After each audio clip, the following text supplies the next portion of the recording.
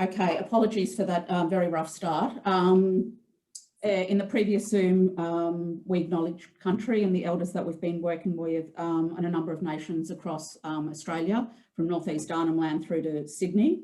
Without further ado, it's my pleasure to introduce Dr Bentley James, a linguist and anthropologist who's lived in North East Arnhem Land for some 30 years, documenting and working with Yolŋu people there, preserving their rare Indigenous languages. His interests include sign, ritual, magic, social organisation, archaeology and material culture skills. And he revels really in creating projects that are in support of bilingual education, linguistic, cultural and biological diversity for new generations to continue the traditions of learning through new means and into the future. His collaboration with elderly regional knowledge holders, building two-way knowledge systems, is really giving a growing encouragement to the population of young people to access and continue these traditions. I really think, without further ado, Bentley, he's best to talk about his fabulous projects that he's been working on and that he will be sharing with us tonight, particularly his project on Yolŋu Sign Language. Thanks, Bentley. Thank you, Rebecca, and thank you everybody for coming along. I hope that you're all comfortable and warm and in a nice spot. Let's give a thought to those people living in North East Arnhem Land and also in the 72 prescribed communities around the Northern Territory who are living under the iron fist of the intervention and under the poverty line today. It is really very lovely to be here, and I'm very grateful for you coming along to listen to what I have to say about the illustrated handbook and the project that made it possible. So jumping along, this is Gutti. He's a young man from North East Arnhem Land who lives in Yirrakala, and he is deaf and has been from childhood, yet he's perfectly capable of being able to communicate with people throughout his community and more broadly in North East Arnhem Land because he is a user of Yolŋu Sign Language. What is important is the difference between primary sign languages and alternate sign languages. An alternate sign language is the kind of language that we use in North East Arnhem Land. Primary sign languages have been developed over the last 100 years or so to facilitate communication among non-hearing people and with people to hearing people, whereas Yolŋu hand sign language is a kind of alternate sign language, and that is a language that was developed in a hearing population.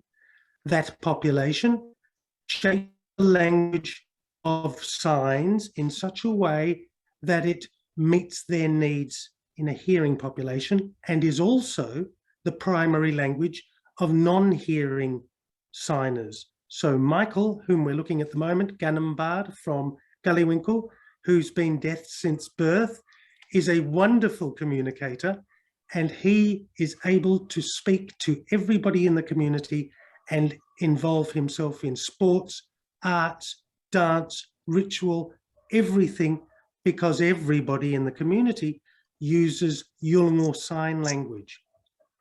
But Yolŋu Sign Language is under threat. And that's what this project is about. So just briefly, I will show you this book, which is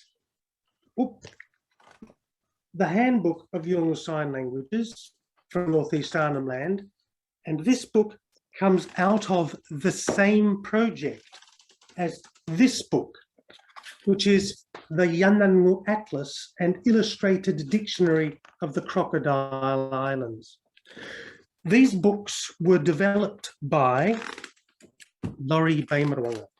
So today we will examine the connections between the two projects.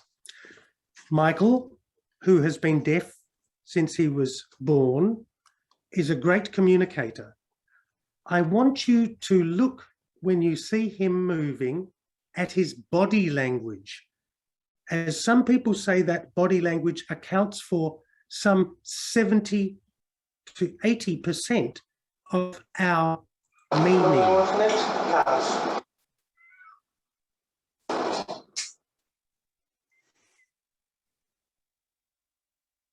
I beg your pardon.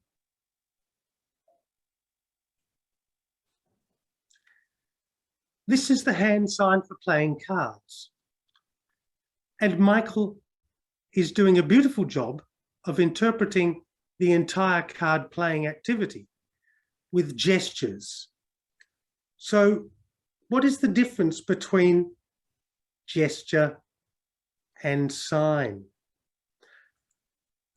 A gesture, I beg your pardon, next slide.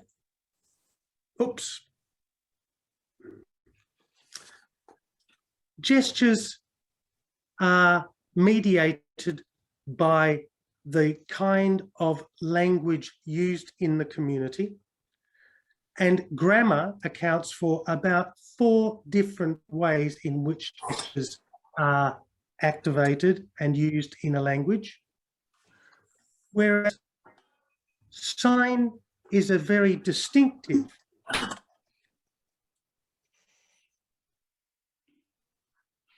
and arbitrarily signified way of communicating that a speech community agrees to.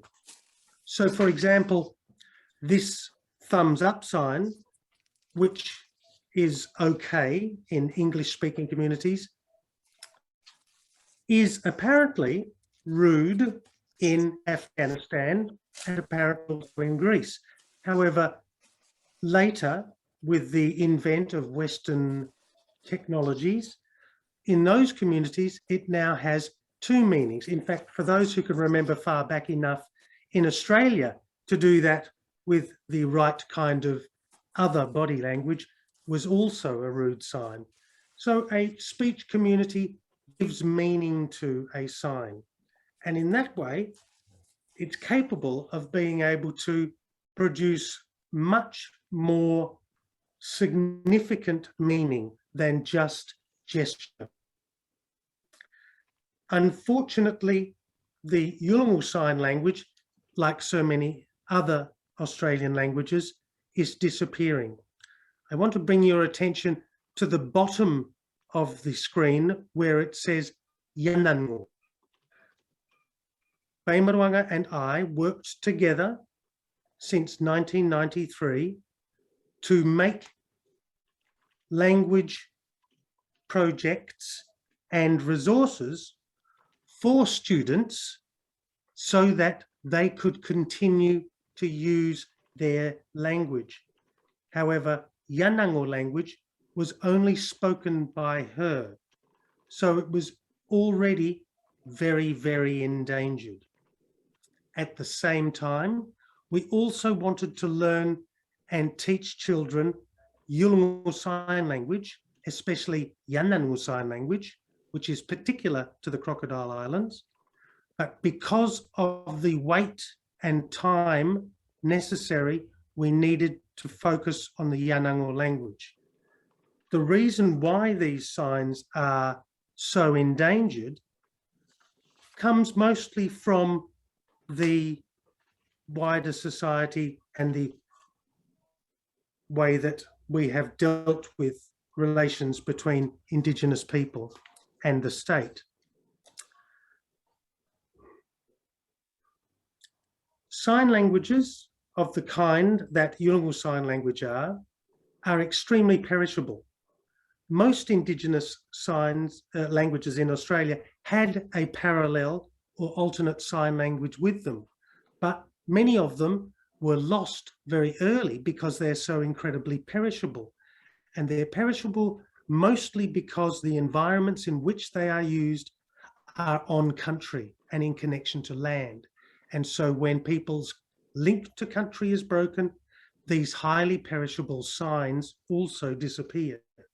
So that is why it became so necessary to do this project. This is Laurie Baymarrwaŋa, Senior Australian of the Year 2012, who spoke no English and in her 90s was a courageous fighter for her language and culture. Here is a short video that introduces Baymarrwaŋa. On one of the most remote islands in Australia lives an ancient Yan-nhanu woman. She has lived on her island for nearly 100 years, surviving off the land and sea. Throughout her life, she has fought to maintain her culture and protect her ancient language from extinction.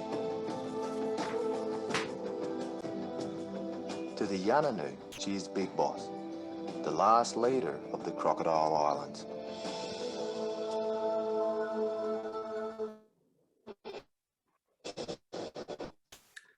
Yan-nhaŋu people live in the Crocodile Islands and they are exclusively sea people. So they are the last of the exclusively sea people in Australia. The area that is shaded blue is that of people using Yolŋu languages. Yolŋu mata, Yolŋu meaning person, mata meaning tongue, the common tongue, people's tongue. Yan-nhaŋu is the language of the Crocodile Islands and seas. Yan means tongue, language, and nhaŋu means this or here. It is the language of here. So from the east in Blue Mud Bay to the west in the Crocodile Islands, all people use the Yolŋu mata language, but they also have a number of languages that belong specifically to their country, depending on how you divide them. There's up to 60 different languages in North East Arnhem Land.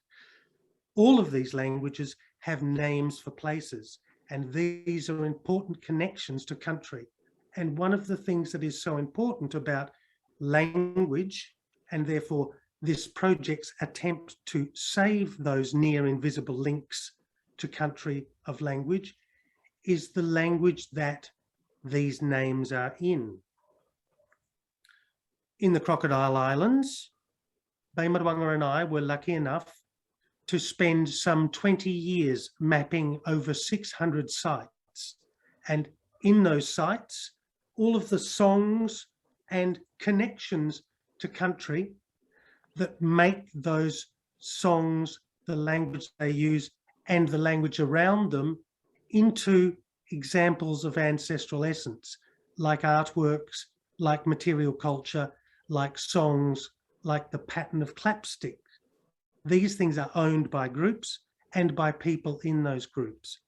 This is Murrunga Island, and this is where Baymarrwaŋa was born, somewhere around 1914 to 1917.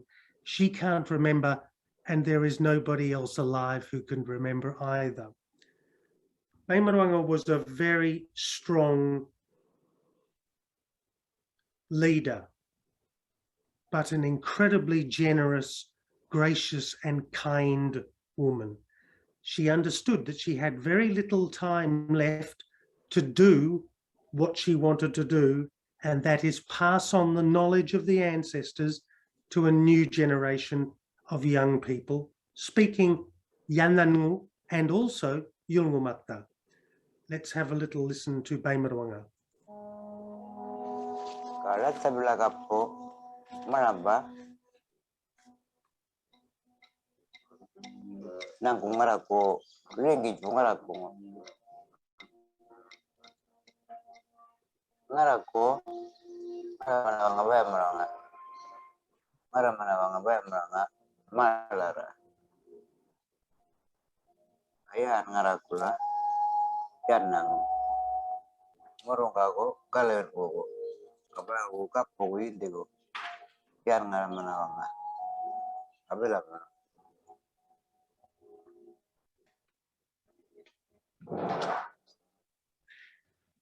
So not absolutely easy to see, but implied in everything that Baymarrwaŋa is saying is this idea of links to country in language, that it is the language that the ancestors sung as they created the world that is also part of what is important and belongs to the people of the country. And that's what this book is attempting to hold.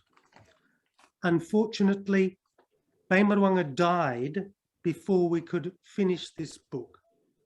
It took nearly 30 years to complete, but it is a book that is aimed at exactly the kind of thing Baymarrwaŋa wanted to do. That is, save those tiny invisible links of language to country and people. So in order to better understand how that works, we're going to have a look at the book she did first. In her work, attempting to get the children of an older generation, a newer generation, I beg your pardon, to understand their language, she had to do a lot of different economically viable activities. So she created ranger programs and cultural heritage programs and turtle conservation programs in order to attract those young people to full-time or part-time work on their country that would allow them to access ongoing, He knows about Aboriginal ones at least.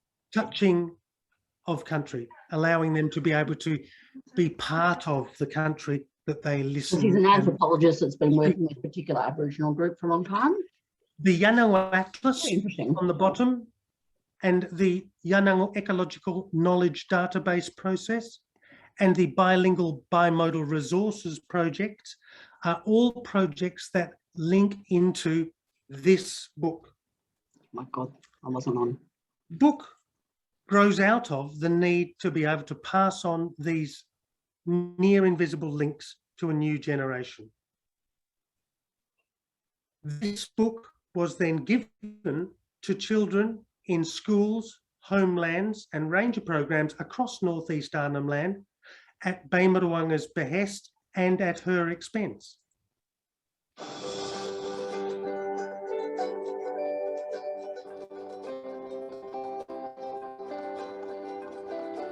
These books were made by a very, very old lady on the island of Murrunga.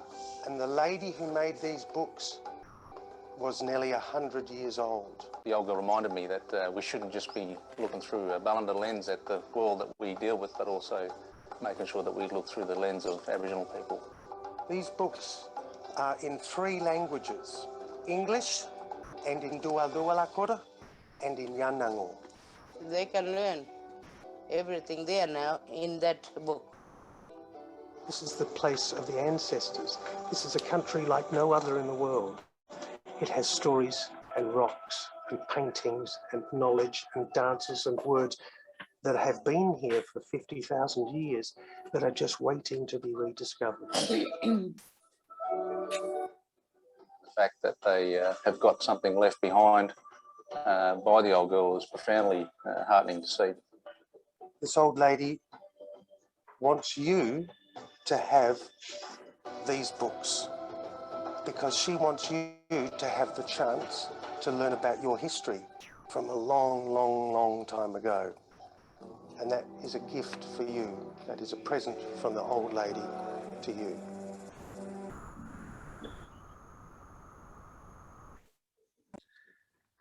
So Baymarrwaŋa was very, very generous and kind and gracious and had a mind like a steel trap.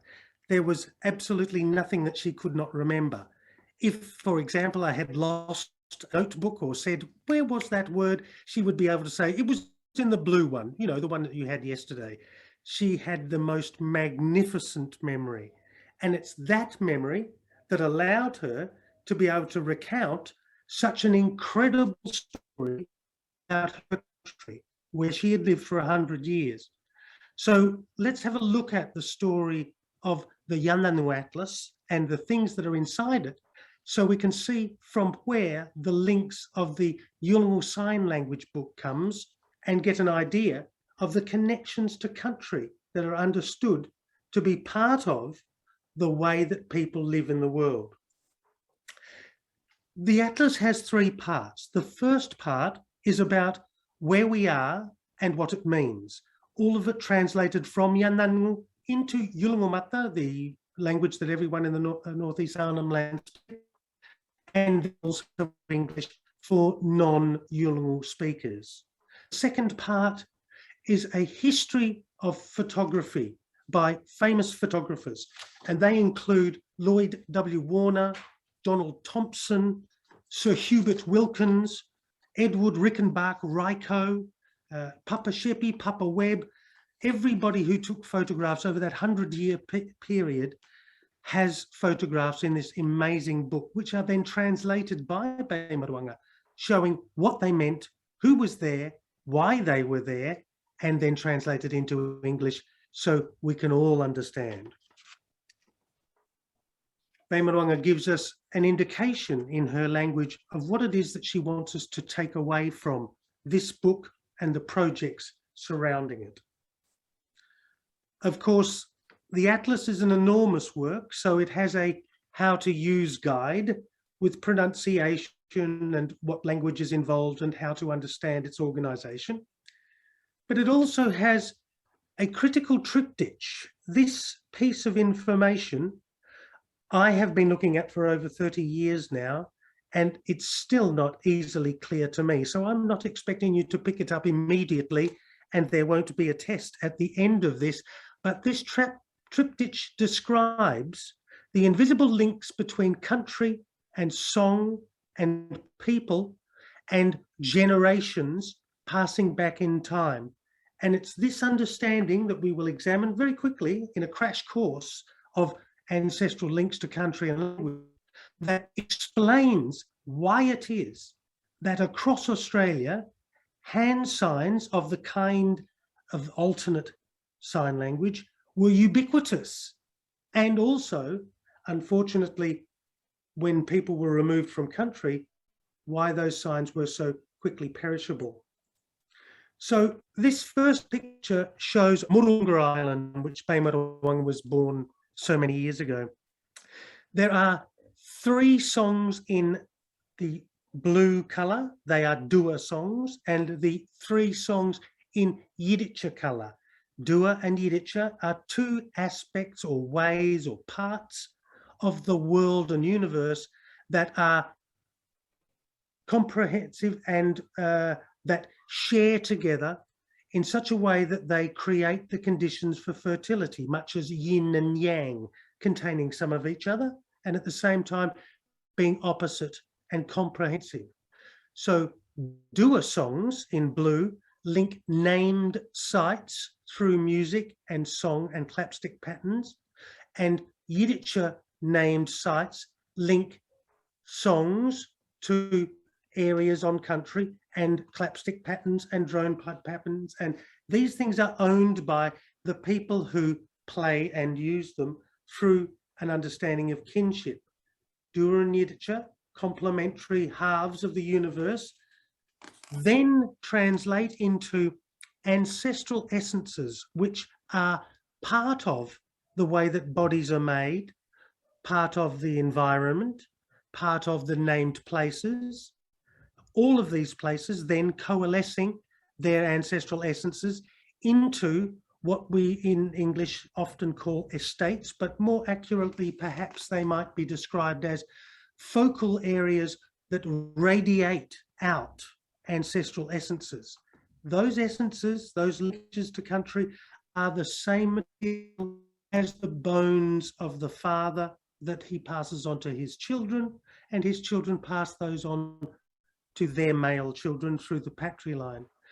The female part of the generations then pass on the flesh or the parts of their bodies that create the conditions for continuity. These kinship relations are expressed in patterns of marriage or connubia. Those links, those people who live and are part of one particular clan coming through the patriline, pass on their daughters to those of the next group, who then pass on their male children's ancestral essences to those of the next group through their daughters. in a system of marriages that includes sometimes 9, 10 or more groups, and those groups continue to pass on this pattern of reproduction through time. And in this area here, since the last sea rise, with the sea becoming approximately where it is now about 10,000 years ago, this has been the pattern. The pattern that precedes this pattern is exactly the same, but without the sea around it. And it is this pattern of continuing marriages through time that are evidenced in recent archaeological finds that have found that DNA taken from hair samples coming from sites are the same as DNA samples in modern living indigenous people from that area. So a site-based relationship with country is evidenced by genetic evidence going back some 50,000 years. Relationship of people to country is enormously deep, very difficult to imagine. Much of the knowledge of this country is remembered in songs, and Baymarrwaŋa and I mapped these wonderful songs on country. We also mapped the regional seasonal resources and the kinds of things that were in the environment in English and in Yan-nhaŋu and in Yolŋu and in Latin. Also, we mapped the seasonal pattern of inter-island travel used by Baymarrwaŋa and her family before the coming of the missionaries in 1922. So a direct reference to actual patterns of movement throughout the islands to access seasonally available resources as followed by the people of the country going back, we don't know how long, but certainly an enormous time depth and the knowledge associated with incredibly sophisticated. The fish traps of the Crocodile Islands, again, are a very, very interesting and deeply, profoundly interesting way of living in the world. Just the rocks that come from the surrounding areas, those in situ rocks, have about 10 names in Yan-nhanu. In other languages, similarly large amounts of names for kinds of rocks. And then other kinds of rocks that also appear in the environment are those that have been transported in. So rocks of the kind of cutting stones, pounding stones, stones used for grinding, stones used for eating like gundir, stones used for trade, stones used for colour, reichpa, mikko, butalak. These kinds of stones are all to be found in the vicinity of the fish traps, as are freshwater resources, a freshwater well, and also a jungle of the kind that includes all of the species of plants that people used in their everyday. Those kinds of things made spears or fruit or vegetables that were used were reproduced in that area. So the farming idea is very clearly mapped in the what would you call them, amenities that surrounds fish traps and freshwater sites. Also includes these wonderful photographs, and this one taken by Lloyd Warner on the beach at Milangimbi is of the Nara ceremony, a Yiddish Nara ceremony. The book includes ceremonies in which women were allowed to handle men's spears as part of the initiation ceremonies, wearing, as we see, the nanmara mats, very important part of material culture. This is Angujajia, or the dako, or the fish trap. This is on the mainland on Cape Stewart, a photograph by Donald Thompson, but Baymarrwaŋa made quite a few of these fish traps in her career. The white shell that you see hanging on the stick is there for a very specific purpose. The stick and the shell scare away the mukoi. There's the hand sign for mukoi, the spirits of the dead. Those mokoi interfere with the fish catching. But another important aspect of fish trap usage is that there is to be no mention of fishing and no loud noises or shouting around the fish trap. So hand signs were always used around the fish trap. Modes of travel, of course, this bark canoe is of the kind known as barawan. There were much larger ones created by Yan-nhaŋu people as well. But these handy, very quick to make craft were very fast over water, and Donald Thompson records them having made very, very quick journeys from Murrunga back to Milangimbi. But these craft would undo at sea, and when they did, the people would have to swim. These craft are also associated with stories of truly enormous crocodiles. The new kind of canoe, the lipa, the kind that was brought to North East Arnhem Land by the Macassans over the last 400 years or so, was a floating hollow log canoe, hollowed out of a tree, and that canoe would float. So if it tipped over, you might have lost some bits and pieces, but you could always scramble back into it and make your way between the islands.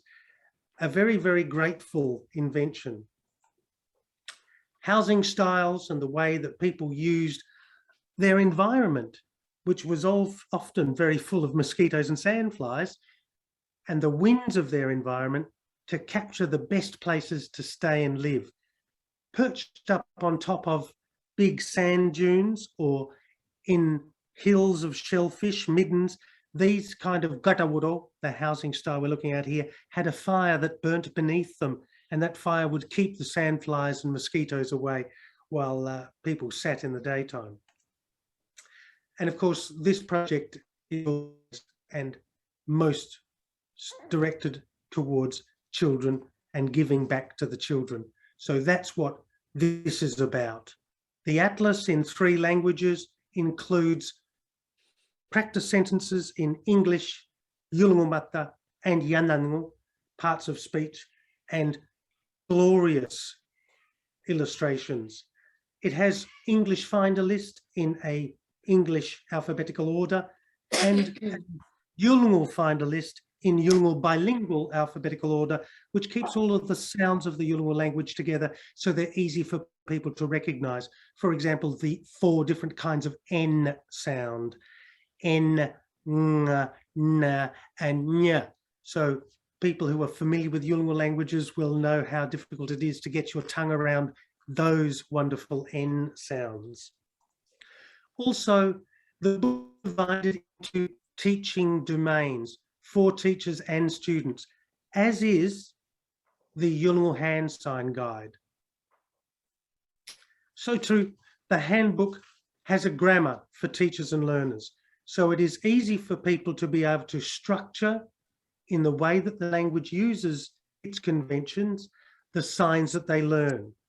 The illustrated handbook also has practice sentences and a learner guide. This book has been distributed to the children in the homelands, at the schools and the ranger programs across North East Arnhem Land, again for free. This time, not at Baymarrwaŋa's expense, but at the expense of some of the wonderful volunteers that gave, including the lady who is the Yellow Wiggle. She gave $20,000 to get this project. And there was a few others who also gave so generously, too many to mention now, but to those people, very grateful because they have helped to save and hand out back to the kids these wonderful, wonderful signs.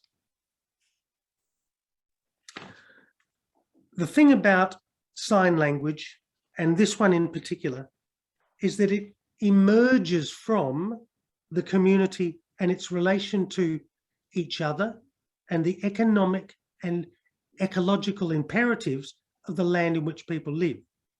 So dance and magic and mimicry and all of the things necessary to carry out life on the islands and on the mainland are captured within the sign language. So it's completely capable of being able to express any of the things that we need to express completely silently.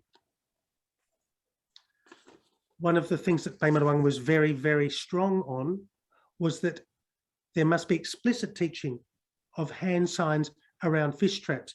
This is also something that people across North East Arnhem Land understand, because one of the laws of the fish trap is that there must be no loud noises, no shouting, and certainly no mention of the idea that people are fishing, because the ancestors who are listening are waiting for any indication that people are fishing, and they will empty the fish trap of the fish. So that is why nobody ever speaks about fishing before, when, during, and after they've been fishing. Sign language is a wonderful way for us to be able to understand secret connections between people. So that if you wanted to talk to somebody while somebody was talking to you and they were at distance, you could easily signify to them what you wanted to do with sign, both visible to the person who's speaking to you with voice or invisible to them. So it's a great way of being able to keep secrets, or in the company kin that you have to avoid, to be able to make sure that you don't transgress any of those avoidance rules amongst kin. Sign language allows you really deeply, profoundly subtle communication without making a noise. The book, with its learner's guide and all of its parts, its alphabetical organization, its indexed organization, it's grouped into those areas that are interest. So for cooking, for kinship, for modern life, for occupations, gives the book a usability that is good for anybody who wants to learn Yolŋu, because it is all mapped in Yolŋu, but also the signs. And also, if you happen to be a Yolŋu speaker, it's also in English. So you can use it as a tool for education in any of the three languages. So it has a grammar in all three as well. It also has something that's absolutely remarkable. Thanks to Baymarrwaŋa, there is a class of hand signs that are almost unheard of by a younger generation. And these are the idiomatic hand signs. These are hand signs that belong to an era before the coming of Europeans. So this lady, dear lady, unfortunately passed away during the making of this book project, but she was a very capable signer. Her uncle had been non-hearing, and she was also able to help us do these signs, so they are also captured. Now, idioms, as you know, are things like 5 sheets to the wind, these are things that we say that don't actually mean what they say. And similarly, idioms in sign do the same kind of thing. So the sign that you see Sheridan at the front of the book with her hands like this doing is a sign that means Yolŋu, which is dear or precious.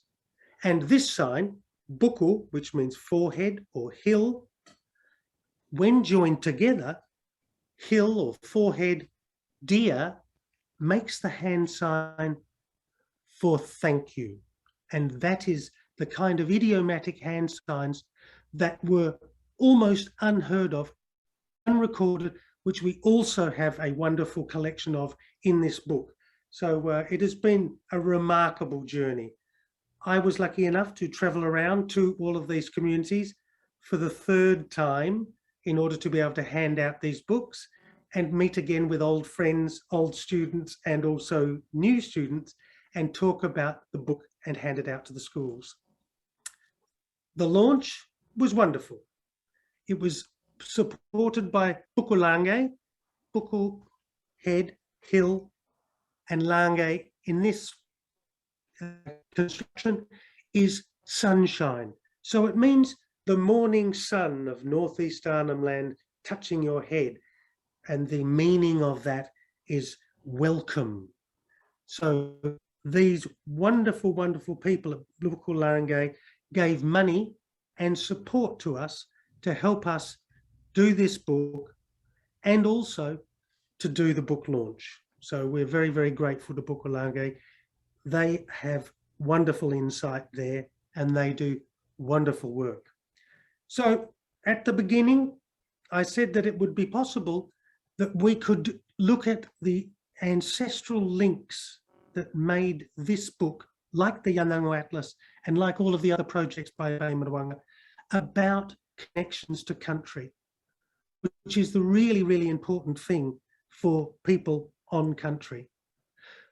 If you wish, you can make a donation to this work and its continuity, because we are going to try and create an online version for schools in North East Arnhem Land and more broadly. But in order to do so, we need funding.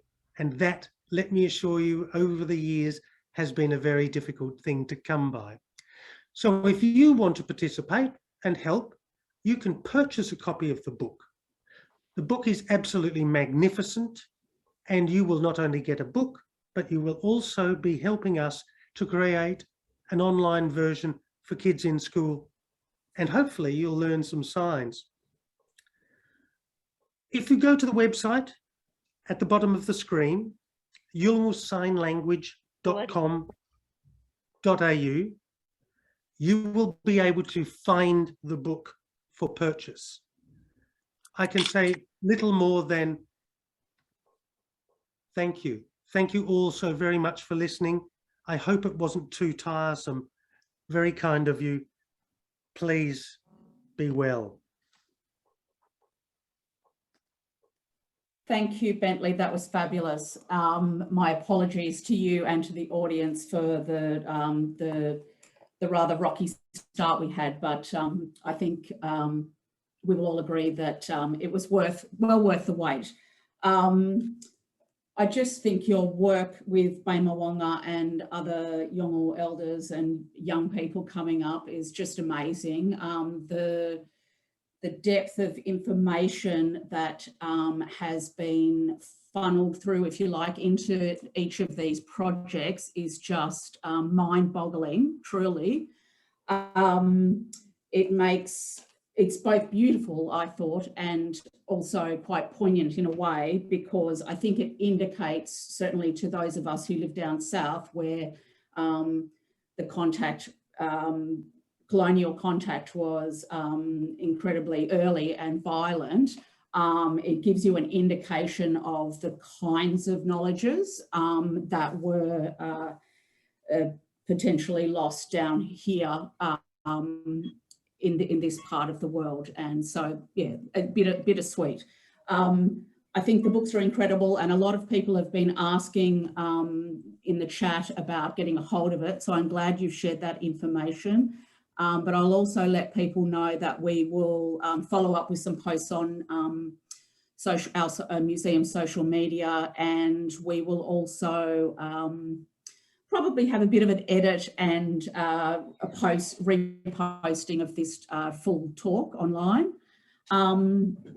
So some other questions that came through just quickly, because I know you may need to get away and you haven't been well, and so I appreciate that you've spoken to us through a cold. One of the questions that was asked was about whether the grammar of the signed Yolŋu was similar or different to the spoken language. Can you share a view on that?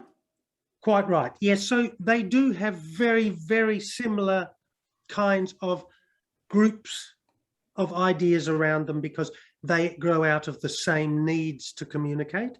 So they are very similar. However, the simplified grammar of the sign language is the easiest thing in the world to learn. And if I had only learned that first, I think I might have been speaking Yolŋu a little bit more quickly. So it follows a thing called a sort of natural semantic collection of coagulation of ideas. So the verb in the communication usually comes first. So you can say, for example, if you're going to the shop, you'll just do going. There we go. So it's very easy to learn the grammar, but it does have reflection on spoken grammar. So there is a relationship between them, but the natural grammar is very, very easy to learn, and it makes hand signing so useful, because you can speak about complex things over distance without any difficulty at all. That little hand sign just means, please get me some money. You often see that one. I'd need to learn that sign as well. Some people wanted to know, just at a more general level, how you got started in this work. In 1989, I went to Yolŋu to work for Warlpiri Media Association as a volunteer. And for the 2 years that I was there, I was lucky enough to run into, well, 2 wonderful people. 3, good Lord, there's so many, isn't there? Look, Frank Barder, amazing. His wife, Wendy Barder, the linguist.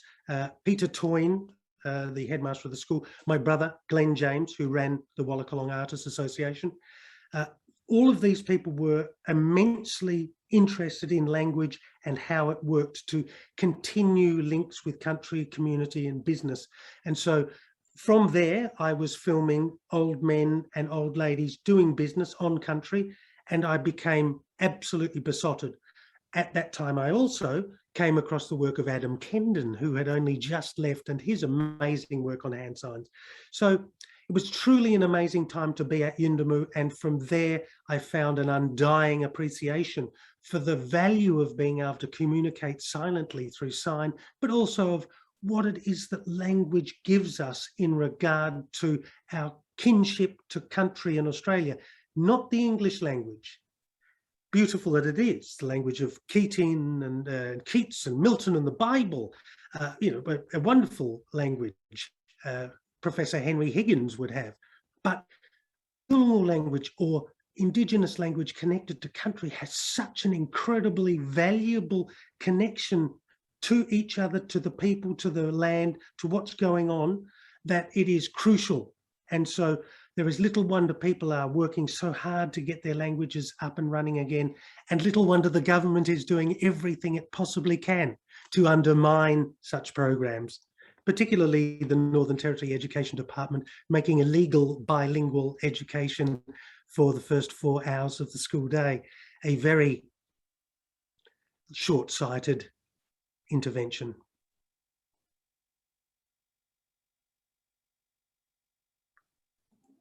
I think we might have time for just one more question, which I just have to find because I've written down.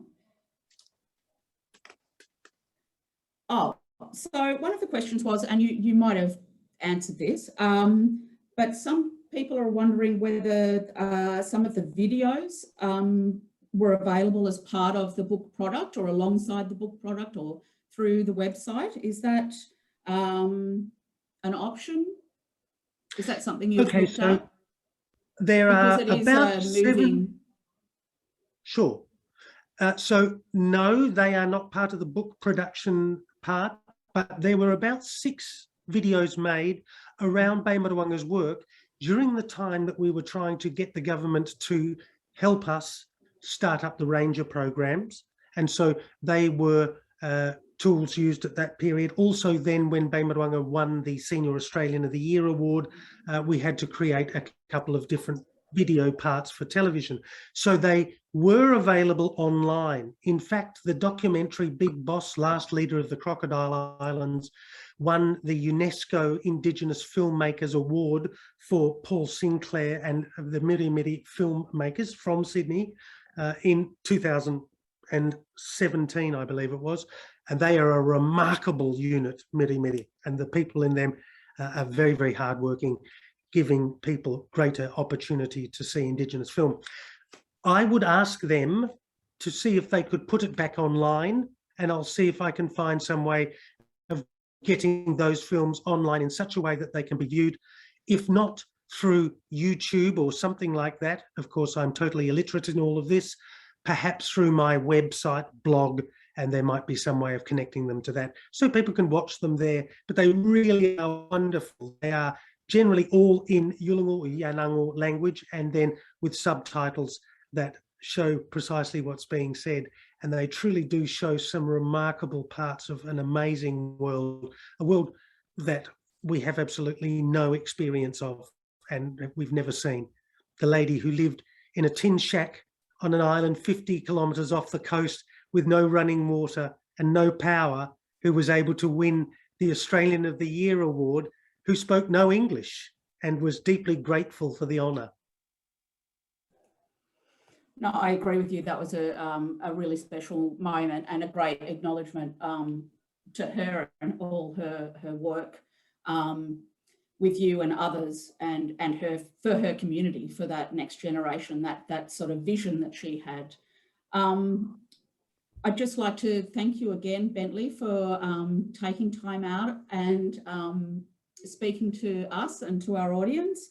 I would also like to thank our Auslan interpreters, Rebecca Kent and Amanda Galea. We will also post on our social media information about Bentley's books and projects with Yolŋu, and hopefully the university's Fisher Library might purchase a copy to reside in that archive, alongside a really extensive archive of Yolŋu cultural heritage in the form of photographs, like some of those that Bentley showed as part of his presentation, Lloyd Warner and Theodore Webb, one of the missionaries up there, and also the art that people can experience in the exhibition that's currently on display in the Chow Chak Wing Museum. That was a collaborative project with Yolŋu of the art centres of Milingimbi, Ramingining and Yirrkala, Bukulange Molka, the centre that Bentley mentioned, promoting the book. Our last promo, and after thanking Bentley, is that the Darwin Art Fair starts tomorrow. Because of COVID, they will be online, but all of those Yolŋu art centres will have artwork that taps into this amazing heritage that Bentley has shared aspects with us tonight. And if you would like a little piece of that in your home, a bit like the kind of artwork that's behind me and behind this knowledge system, this amazing knowledge system, yeah, think about going online to the Darwin Art Fair and buying a work alongside the book. Thank you all for your patience with the presentation, and thank you and good night from Gamaragal country. Thank you, Bentley.